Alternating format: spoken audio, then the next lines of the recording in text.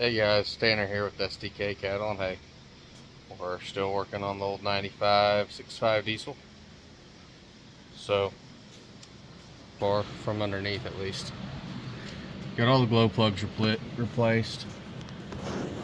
See the new ones up in here. This is obviously the driver's side.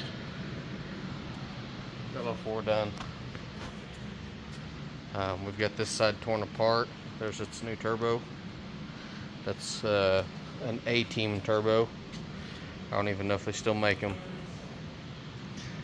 But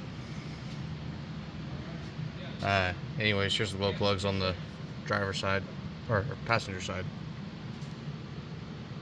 But I got the turbo bolts out, and there's these little covers in the goes between the manifolds here. And if you get to loosen your downpipe, you can turn it out of the way. There's one glow plug here. There's another glow plug. I can't even see what you guys are seeing right now because I just got my phone slid in here. But another glow plug. This one's covered in grease. Oh, that's a head bolt. Where are we? Oh yeah, right here. You guys probably saw that, but I can't. That's a glow plug. Here's its end that was on it. It's kind of caked in oil back here, but just how things go. But yeah, we're gonna get those last two pulled out. Pulled that one out. Replace the front two on the passenger side. So gonna get those out. These are your injector return lines. Got new ones on the driver's side. We'll replace these once that turbo's out of the way. Then we'll get that new turbo sat on. But I don't know if I can get this thing pulled out. I'll cut back in here after a while and we'll lay these two turbos side by side. You can see them laying here, but that's where we're at. It's got a new fuel filter, new oil change. Got the long oil filter on it. If you want a bigger oil filter for a 90s model Chevy, whether it's small block, big block, 6.5 diesel, just tell them you want a filter for an 82 Chevy C60 and with the 366 engine, and that filter works on all of these. So that's the oil filter I use on two-wheel drive trucks. Does not work on four-wheel. But on two-wheel drive trucks, that gives you like an extra pint of oil, something like that. So anyways, we'll get back after it. See you guys in a second. Alright, we're back. You'll have to... We're in my cousin's shop, so... He's walking around on the phone too. So, if you hear someone talking in the background, that's him. But, anyways, got the old turbo off. Probably nothing too terribly wrong with it. This is a homemade Turbo Master or spool stick or whatever you want to call it. Just piece of threaded rod. That's the factory spring that's in the wastegate, and just a nut and a washer on it. You can adjust it up and down as needed. Don't put something like that on there unless you have a boost gauge. So here's the new A-Team turbo. You'll notice it doesn't have a wastegate. It's big enough. It doesn't build much more than 20 pounds of boost. So I've had it on another truck in the past and it made 21, 22 pounds. So anyways, just showing you guys, to add most aftermarket turbos to these 6.5 trucks, you have to cut your oil feed line, which here's the rubber that would go on it to splice it.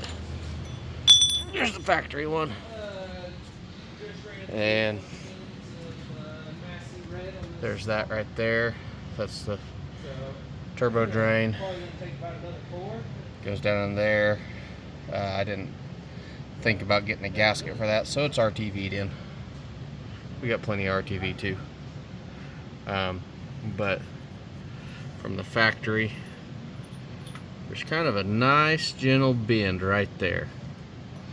You got this sharp bend, and there's a gentle bend down here, and you cut it about that gentle bend there. It's about the best way I can describe it, but we'll save that.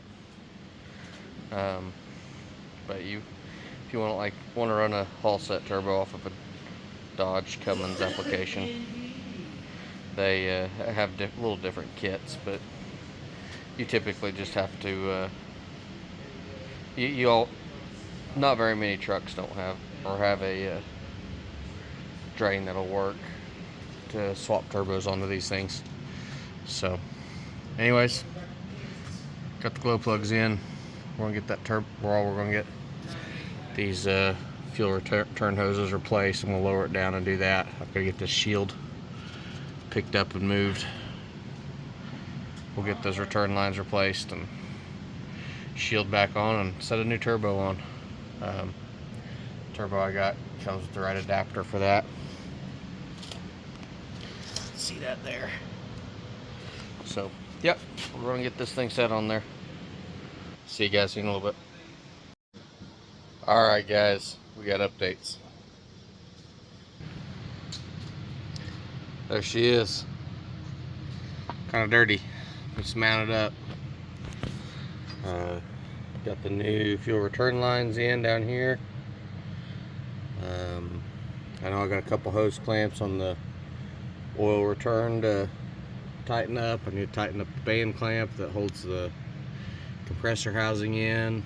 I need to get the downpipe lined up, hooked up, all that good stuff.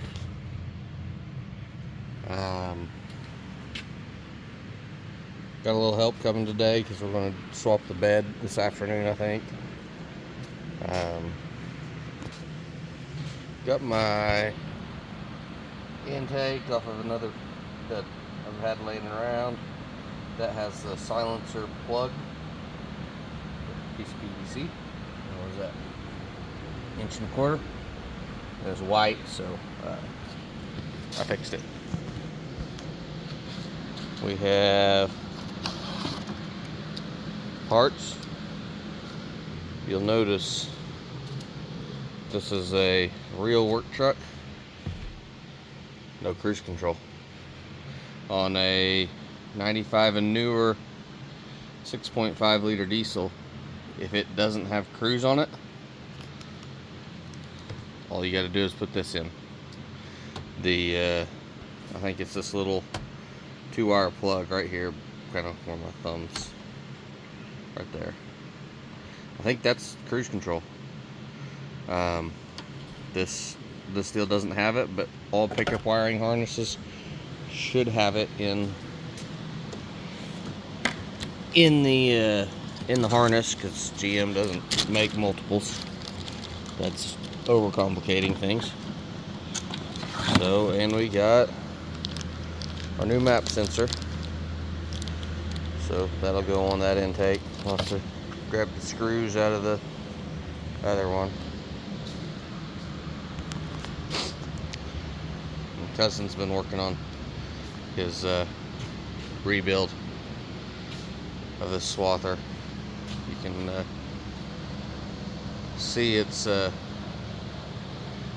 good lipstick job on the pig. Going at the I think you call that the Craigslist rebuild, but make her look better than she is. It's a solid machine, but pull types suck. That's just how it is. So, but here's a block heater. This is how we save the world. with a hybrid pickup there. Breakfast.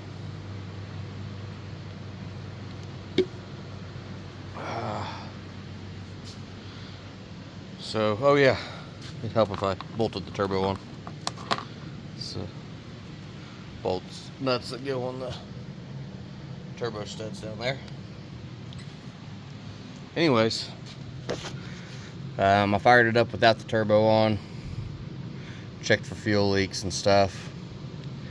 If you want to do that, you can take your oil pressure hose or supply hose for your turbo, and take your fill cap off. Just hook it in there, and you can idle your truck for a little while. It's recirculating the oil just fine that way. So, but anyways, I'm gonna dig into this thing, hopefully be able to drive it by the end of the day. So we'll catch you later. Well guys, it's been a couple days and the truck's changed a little bit now. So let's look at this thing. Obviously it's running again. All the fuel lines are replaced. The intake on. Nice little turbo in there. We had to extend that. Oil drain thing in there somewhere.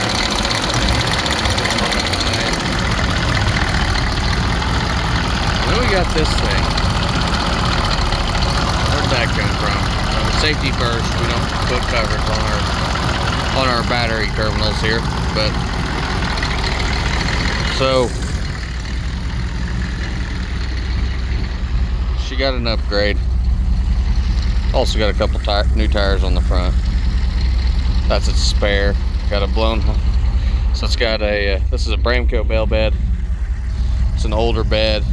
Bought a whole pickup for like $500 with that bed on it. That bed had been on this pickup for a while, which it'll be the next one to fix. But still got a few things to do. Need to get the trailer lights wired up. Got a blown hydraulic hose up in there for the bell spikes, but they do work. It's all wired up. It's got tail lights. All the lights are working. Still got the factory headlights. I haven't gotten to that yet, but it's a running and driving truck again. So had a buddy come help me work on it, and didn't get a lot of videoing in because we just wanted to get it together. But we got the new map sensor in, so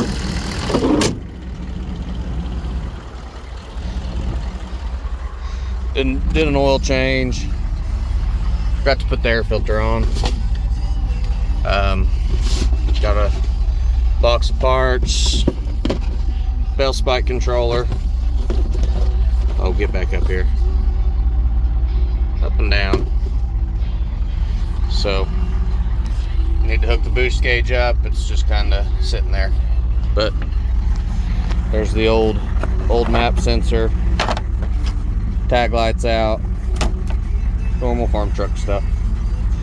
So that's what we got. So turn the radio off before I get copyrighted. But we're gonna put some door hinges in this thing. We'll fix her all up right. So we got to do that to all three of my 90s pickups. So we're gonna get 3 sets of that. But anyways, that's a wrap for now. Thank you guys for watching. Like, comment, subscribe, and we'll keep working on pickups here and there, and farming and taking care of cattle in our spare time, I think. Or maybe the other way around. I don't know. Thanks. We'll see you. Have a blessed day.